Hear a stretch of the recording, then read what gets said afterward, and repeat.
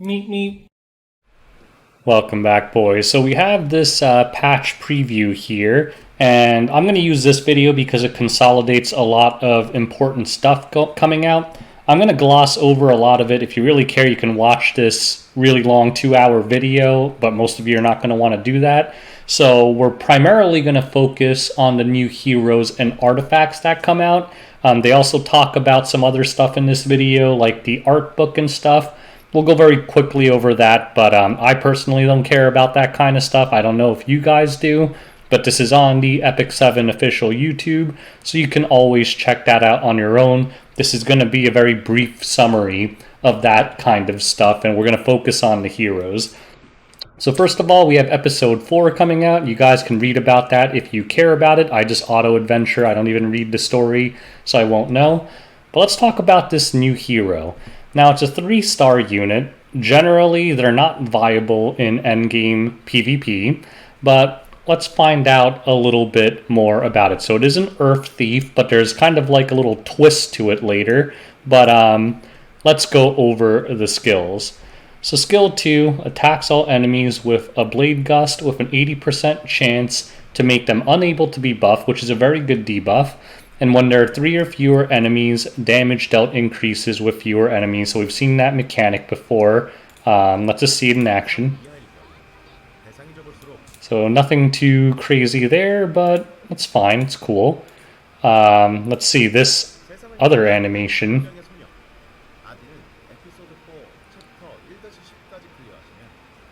Now that looks pretty badass. Oh, did we miss her skills? Did I not... I'll use the arrow key thing. Alright, let's talk about our skill 3. Attacks the enemy repeatedly, granting increased attack, and we have another new buff here. Weakness shared to the caster for 2 turns. A critical hit has a 100% chance to decrease defense for 2 turns after molas, or she doesn't need molas. But that's pretty good, but you could tell kind of right from this buff what this hero is meant for, right? And my eyes kind of just gloss over when I see this. When an ally attacks, increases damage dealt against elite or boss monsters by 10%.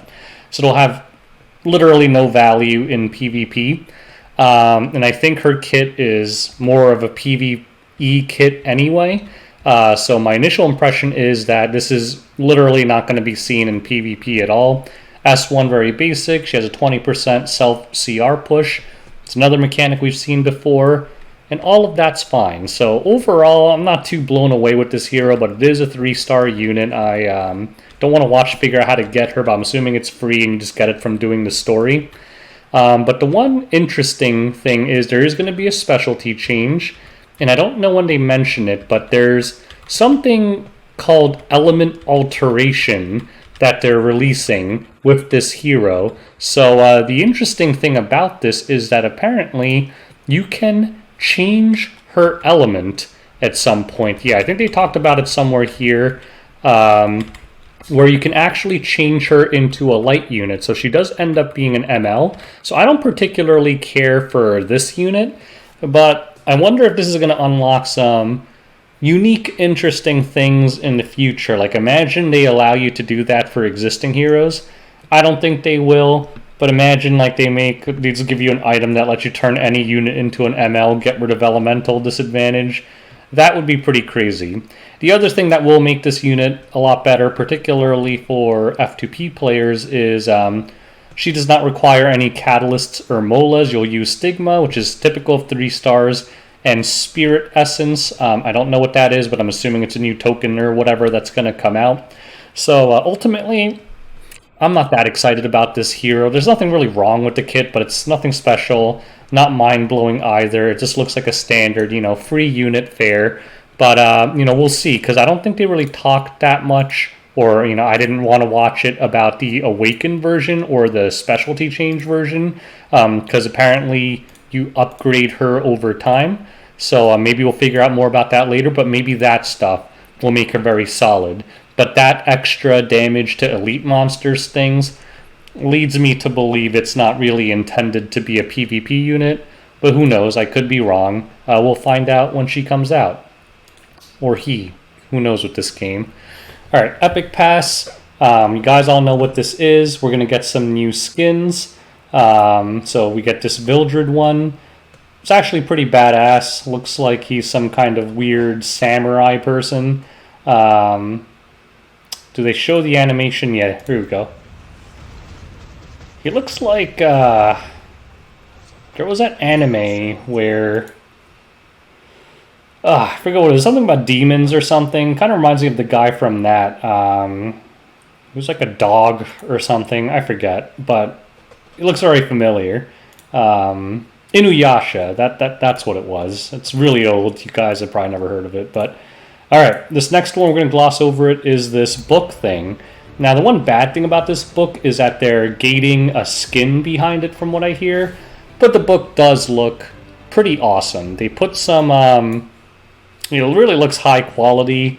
So if you're into this kind of stuff, sure, I just suspect that if it's coming from Korea, I mean, I think they partnered with Amazon to some extent, but if they actually ship it from Korea, the shipping is probably going to cost twice as much as the book.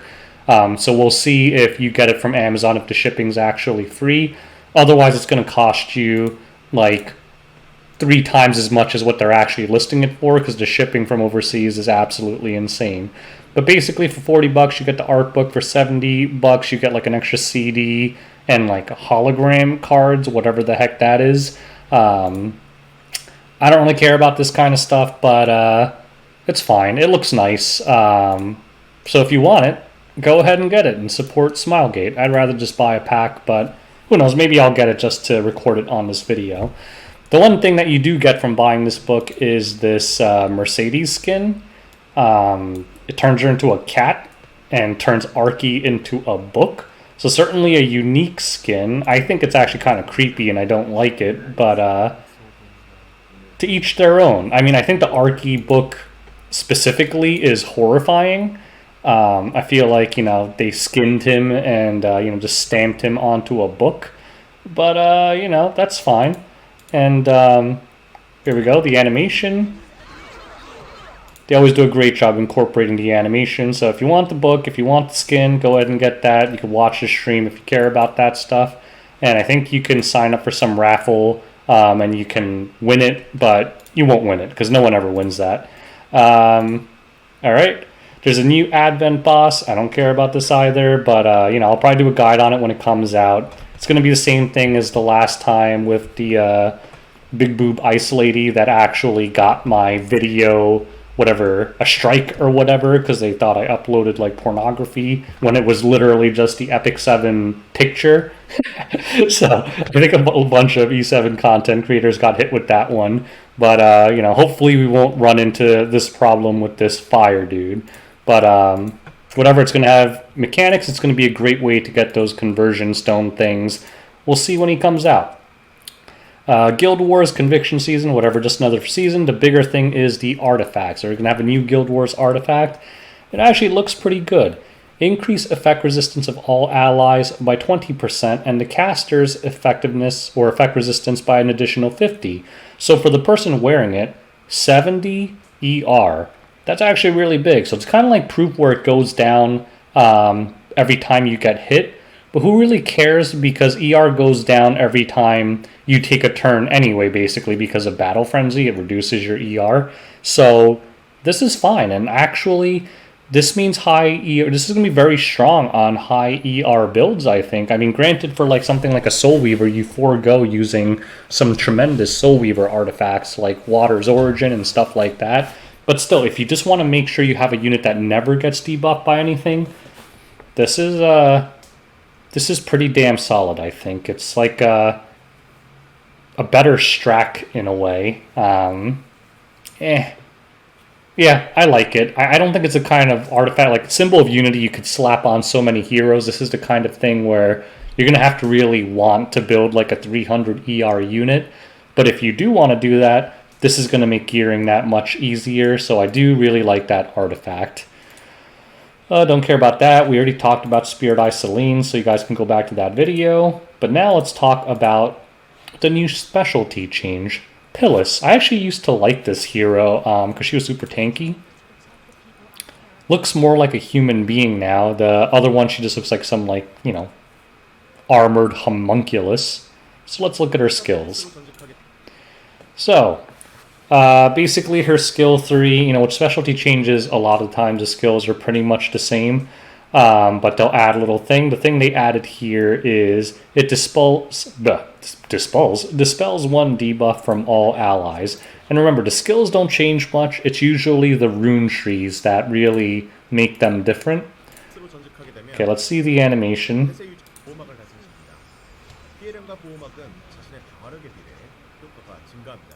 Pretty cool animation. Let's use the arrow keys. Oh wait, they're going to go into the runes before the abilities? Skill 1. Oh, maybe they're just showing it together, or did I miss something? I usually like reading. Okay, well I guess because the skills are the same as the original, they're not talking about it. So let's talk about the runes. Trust rune, effectiveness, fine to make her provoke better. She gets +6 speed if you get all the speed runes. Here we go. This is the big thing that everyone's saying. The perception rune, she gets 30% extra innate hit chance. So yeah, obviously like a kind of pseudo evasion counter, right? I think she actually has something else that gives her increased hit chance, so she won't miss on Violet. If her health is at 70% or more, she gets more effect resistance, and she recovers a little bit of health every turn, which is great for a tank. And when she uses her S1, she has a chance to dispel one buff from the target and provoke. So they're probably going to show us that here. Yep. Perceptive Slash. This is the move that changed that we just saw. And here we go. Wedge Rune increases hit chance of Perceptive Slash by 10, 15, 20. So when you combine that with the other thing, it basically means the Perceptive Slash won't miss. So you can bonk the Violet every time. It'll dispel, you know, a debuff from your allies, provoke the Violet, give your team a barrier. And this hasn't really changed, but her damage increase is proportional to her defense, so you're highly motivated to stack defense on her, make her hit hard, make her super tanky. And also, the Harvest Rune gives your whole team a CR push. So, let's see it. And obviously they showcase it against the Violet because everyone hates Graped, and she bonks him because she can't really miss. And they actually even say it here. The hit chance of her S3 can increase up to 75% with the effect of Perception Rune. So basically she's going to hit evasion units, which is fantastic. Now the one thing to note is that the damage was pretty pitiful. So it doesn't really help the team hit it, right? It just means that she'll hit him.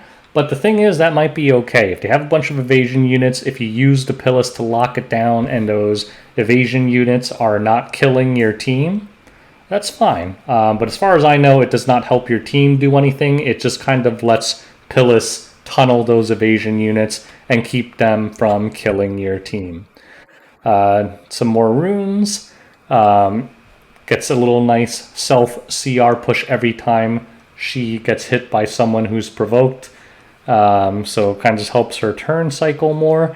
Now, this is a fantastic, one of the biggest parts of her kit, the Unity Rune. If any of your allies are attacked by, basically count any extra attack, like basically anything that would proc a Rwana thing, it has a 100% chance to basically give them a Proof of Valor, a maxed Proof of Valor for that hit. So this is going to be very strong against counter teams, right? Basically, if they're just spamming counter units like the toxic meta from last season, and probably it'll continue to some extent this season, it'll make your team much, much tankier. Like Proof of Valor, I don't think anyone thinks that that's not a lot of damage mitigation. 30% is huge. So what do I think of this hero overall?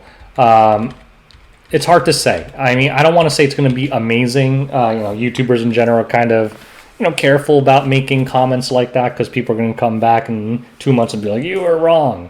But my initial impression is that it's pretty solid, kind of niche, but pretty solid. So I don't think it's going to be like a super meta unit or anything like that, but definitely going to be buildable. It's a specialty change unit, so there's no it's not hard to invest resources into this, right? So if you have the extra gear for it, and you're going to be stacking defense on her. Not a lot of units use defense main gear, so you might actually have some really good pieces just sitting around to build a decked out Pillis. So basically, and I apologize if I don't know how to pronounce that. It looks like Pillis, Pyllis, whatever it is.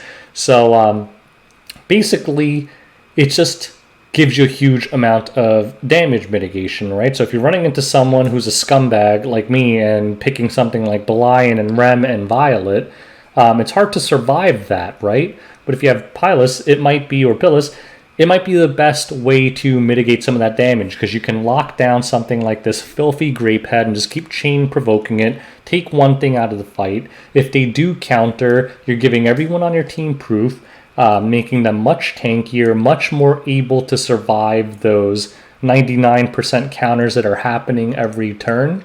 And at the same time, she's constantly pushing herself. The one thing that I don't know, you never know what the showcase units is she actually going to do enough damage to apply offensive pressure?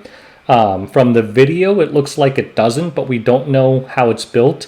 And, defense scaling moves do hit hard. Like, imagine you just build, I don't know what this is built like, but if you build high defense and high, like, crit damage, kind of like a Fighter Maya build where you sacrifice a lot of HP for damage, because your defense is so high and you're not going to be one-shotted by anything except like fixed damage. Maybe Rimuru will dunk you if you do that build.